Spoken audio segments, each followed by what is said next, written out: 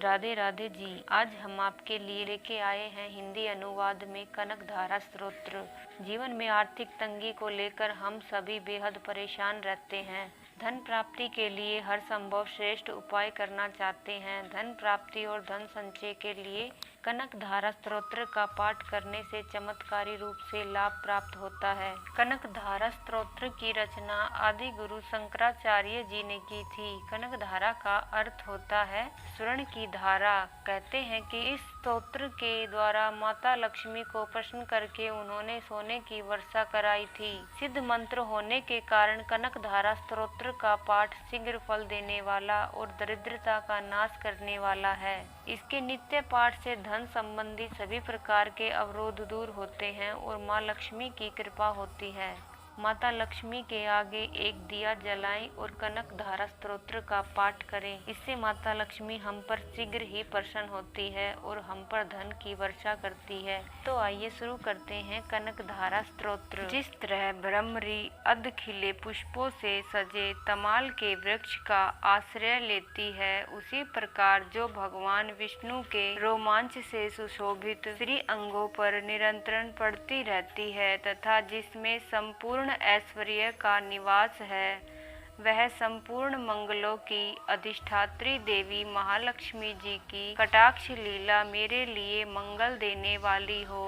जिस तरह भ्रमरी महान कमल के फूलों पर आती जाती या मंडराती रहती है, वैसे ही जो मुरारी श्री विष्णु के मुख कमल की ओर बार बार प्रेम से जाती और लज्जा से लौट आती है, उस समुद्र कन्या लक्ष्मी की मनोहर मुग्ध दृष्टिमाला मुझे धन संपत्ति प्रदान करे।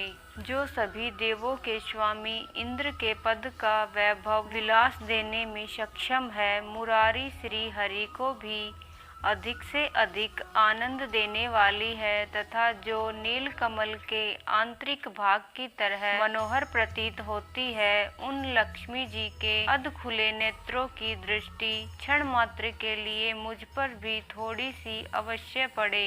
शेष नाग पर शयन करते भगवान श्री हरि की धर्मपत्नी श्री लक्ष्मी जी का वह नेत्र हमें ऐश्वर्य देने वाला हो, जिसकी पुतली तथा भोग प्रेम के कारण आधे खुले हैं, लेकिन साथ ही निर्मिमेष नेत्रों से देखने वाले आनंद कंद श्री मुकुंद को अपने पास पाकर कुछ तिरछी हो जाती हैं। जो भगवान श्री मधुसूदन के कौस्तुभ मणि से सुशोभित वक्ष स्थल में इंद्र नीलमयी हरावली सी सुशोभित होती है और उनके मन में स्नेह का संचार करने वाली है। उस कमल कुंज में रहने वाली कमला की कटाक्ष माला मेरा कल्याण करे। जैसे बादलों की घटा में बिजली प्रकाशित होती है, उसी तरह जो केटव के शत्रु श्री विष्णु श्याम सुंदर के काली मेघमाला के समान वक्ष पर चमकती है, जिन्होंने अपने आरवी भाव से भृगु ऋषि के वंश को आनंदित किया है तथा जो सभी लोकों की माता है, उन भगवती लक्ष्मी की पूजनीय छवि मुझे कल्याण प्रदान करे। समुद्र सुधा कमला की वह धीमी अलस मंथर तथा आदि बंद दृष्टि, जिसके प्रभाव से कामदेव ने मंगल करने वाले भगवान मधुसूदन के हृदय में पहली बार स्थान पाया था, यहाँ मुझ पर पड़े। श्री हरि की प्रेयसी लक्ष्मी का नयन रूपी बादल दया रूपी अनुकूल वायु से प्रेरित हो दुष्कर्म रूपी धूप को सदैव के लिए दूर कर मुझ दीन दुखी चातक पर धन रूपी जलधारा की बारिश करे। विशिष्ट बुद्धि से युक्त लोग जिनके प्रीति पात्र होकर उनकी दया दृष्टि से स्वर्ग को सहज ही पा लेते हैं, उन्हीं कमल पर विराजित पद्मा की वह विकसित कमल गर्भ जैसी चमकती दृष्टि मुझे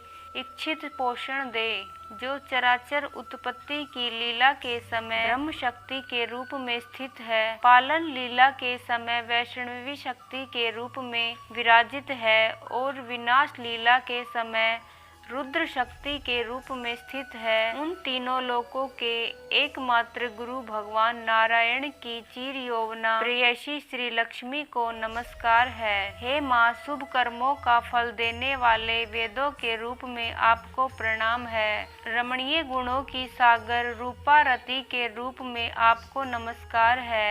कमलव में रहने वाली शक्ति रूपिणी लक्ष्मी को नमस्कार है एवं पुरुषोत्तम प्रिया पुष्टि को नमस्कार है। कमल के समान शरीर वाली कमला को नमस्कार है। क्षीर सिंधु से उत्पन्न श्री देवी को नमस्कार है। चंद्रदेव और सुधा की सगी बहन को नमस्कार है। भगवान नारायण की वल्लभा को नमस्कार है। कमल जैसे नयनों वाली मान्या माँ, आपके चरणों में की हुई वंदना संपत्ति देने वाली, संपूर्ण इंद्रियों को प्रसन्न करने वाली, साम्राज्य देने में सक्षम और सर्व पापों का हरण करने के लिए सदैव उद्यत है। मुझे आपकी चरण वंदना का शुभ अवसर सदैव मिलता रहे। जिनके कृपा कटाक्ष के लिए की हुई पूजा भक्त के लिए सभी मनोकामनाओं और संपत्तियों का विस्तार करती है। श्री हरि के हृदय की स्वामिनी उन्हीं आप लक्ष्मी देवी का मैं मन, वाणी और शरीर से भजन करता हूँ। भगवती हरि प्रिय, तुम कमल के वन में रहने वाली हो। तुम्हारे हाथों में लीला कमल शोभामान है। तुम बहुत उज्जवल वस्त्र,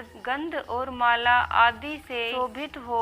तुम्हारी छवि बहुत मनोरम है। त्रिभुवन का ऐश्वर्य प्रदान करने वाली देवी, मेरे ऊपर प्रसन्न हो जाओ।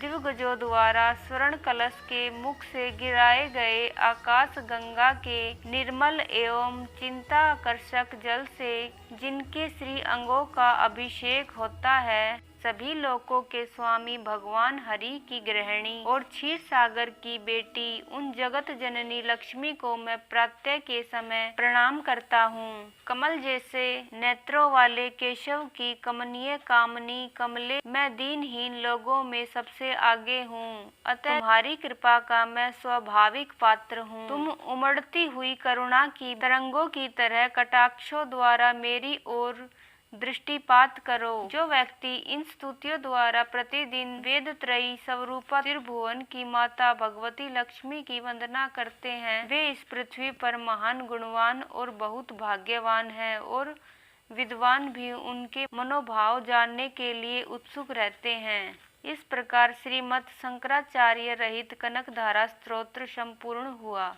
अगर आपको ये स्तोत्र अच्छा लगा हो तो हमारे चैनल को सब्सक्राइब कर ले ताकि आपको आने वाली हर जानकारी व कहानी की नोटिफिकेशन मिल जाए। धन्यवाद दोस्तों।